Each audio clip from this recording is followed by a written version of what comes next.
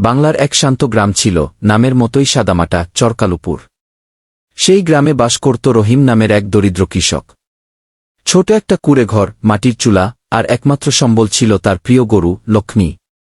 লক্ষ্মী শুধু গরু ছিল না, রহিমের কাছে সে ছিল সন্তানের মতো। ঘরে চাল না থাকলেও লক্ষ্মীর খাবার আগে দিত সে। প্রতিদিন সকালে লক্ষ্মীকে নিয়ে মাঠে যেত, ঘাস খাওয়াত, আদর করত। রহিমের নিজের কোনো জমি ছিল না। অন্যের জমিতে কাজ করে যেটুকু পেত তাতেই চলত কোনমতে। কিন্তু সেই বছর বৃষ্টি এল না। মাঠ শুকিয়ে গেল, ফসল হল না, আর কাজও মিলল না। 3 দিন একবেলা খেয়ে একবেলা না খেয়ে কেটে গেল। একদিন বাজারে খবর এলো, গরুর দাম বেড়েছে। এক প্রতিবেশী বলল, রহিম ভাই, লক্ষ্মীকে বিক্রি করে দাও, তোর তো খাবারও নাই গি। রহিম কাঁদতে কাঁদতে বলল, ও আমার মায়ের মতো, ও গেলে আমি একা হয়ে যাবগু। কিন্তু যখন লক্ষ্মীও অনাহারে জীর্ণ হয়ে পড়ল, তখন আর কিছু করার রইল না।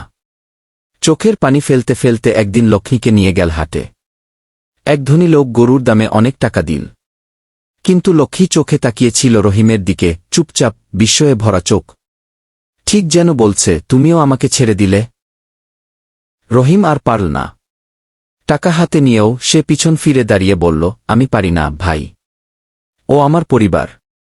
ওকে বিক্রি করলে আমি বেঁচে থাকলেও মন বাঁচবে না ঘি। সে লক্ষ্মীকে নিয়ে বাড়ি ফিরে এল। সেই রাতেও তাদের খাবার ছিল না। কিন্তু লক্ষ্মী তার গা গুটিয়ে রহিমকে কাছে টেনে নিল।